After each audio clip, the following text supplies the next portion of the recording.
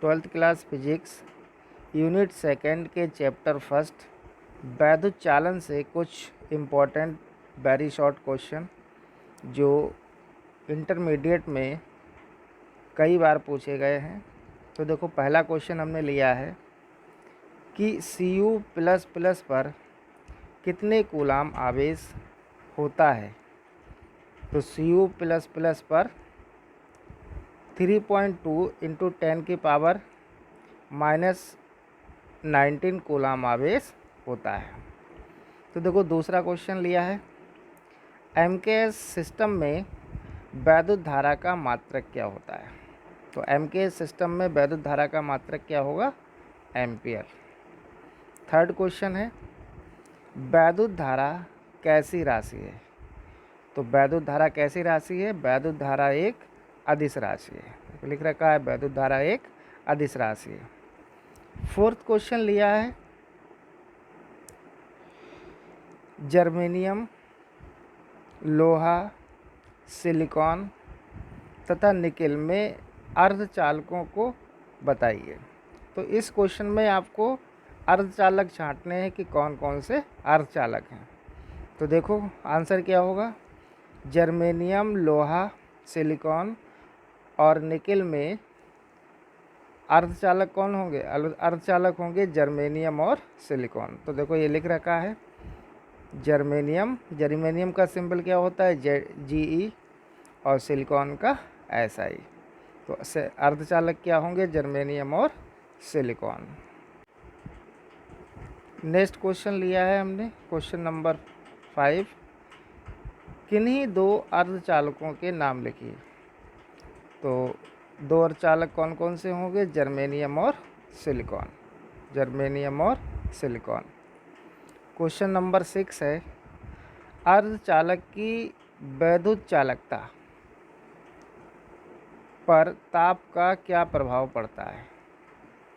तो अर्धचालक की वैद्युत चालकता पर ताप का क्या प्रभाव पड़ता है।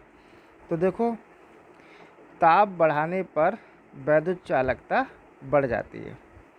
तो क्या प्रभाव पड़ता है, ताप बढ़ाने पर वैद्युत चालकता बढ़ जाती है।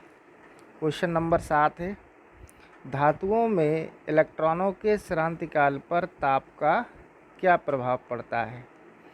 तो ताप बढ़ाने पर श्रांतिकाल क्या होता है, घट जाता है।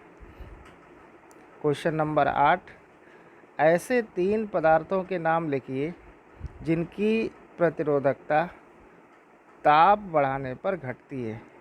तो देखो, ऐसे 3 पदार्थ कौन कौन से होंगे, पहला होगा कार्बन, दूसरा सिलिकॉन और तीसरा जर्मेनियम।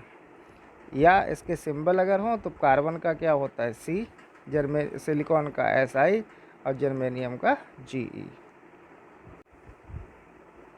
अगला क्वेश्चन है क्या ओम का नियम सभी चालकों के लिए सत्य है। क्या ओम का नियम सभी चालकों के लिए सत्य है। तो आंसर क्या होगा, नहीं, केवल धात्विक चालकों के लिए सत्य है। तो ओम का नियम केवल धात्विक चालकों के लिए सत्य है। नेक्स्ट क्वेश्चन है क्वेश्चन नंबर 10, ओमीय प्रतिरोध के उदाहरण लिखिए। तो देखो, ओमीय प्रतिरोध के कौन कौन से उदाहरण होंगे, पहला हमने लिया है तांबे का तार, दूसरा टंगस्टन का तार और तीसरा चांदी के तार। तो ये क्या हो जाएंगे, ओमीय प्रतिरोध के एग्जाम्पल हो जाएंगे। फिर क्वेश्चन नंबर 11 लिया है अनओमीय प्रतिरोध के उदाहरण लिखिए। तो अनओमीय प्रतिरोध के उदाहरण क्या होंगे, डायोड बल्ब और थर्मिस्टर। तो ये दोनों क्या हो जाएंगे, डायोड बल्ब और थर्मिस्टर, ये हमारे अनओमीय प्रतिरोध के एग्जाम्पल हो जाएंगे। नेक्स्ट क्वेश्चन है क्वेश्चन नंबर 12, अनओमीय परिपथ के लिए धारा तथा वोल्टेज के बीच क्या संबंध होता है। तो देखो, इसका क्या रिलेशन होगा, ये होता है I = KB⁵2। ये जो रिलेशन है I = के बी की पावर 3/2, इस रिलेशन को चाइल्ड समीकरण भी कहते हैं।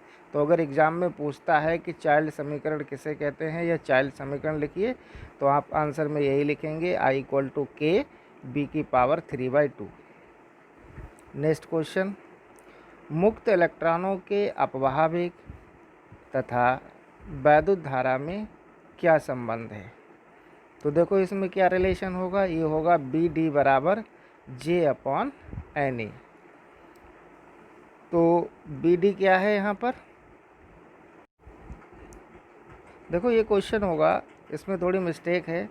क्वेश्चन है मुक्त इलेक्ट्रॉनों के अपवाह वेग तथा वैद्युत धारा घनत्व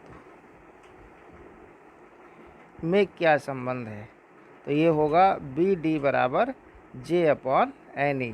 तो BD क्या है, अपवाह वेग है या अनुगमन वेग, और J क्या है, J है वैद्युत धारा घनत्व। तो अपवाह वेग या अनुगमन वेग तथा वैद्युत धारा घनत्व में रिलेशन क्या आ जाएगा, रिलेशन आएगा BD = J/NA। नेक्स्ट क्वेश्चन है, वैद्युत धारा तथा अपवाह वेग के बीच क्या संबंध है? तो देखो वैद्युत धारा और अपवाह वेग को ही क्या बोलते हैं, अनुगमन वेग। तो देखो इन दोनों में क्या रिलेशन है, ये रिलेशन है I = NEA BD, या इसका दूसरा रूप क्या होगा, BD = I/NEA। तो ये दोनों क्या हैं, इसके रिलेशन है।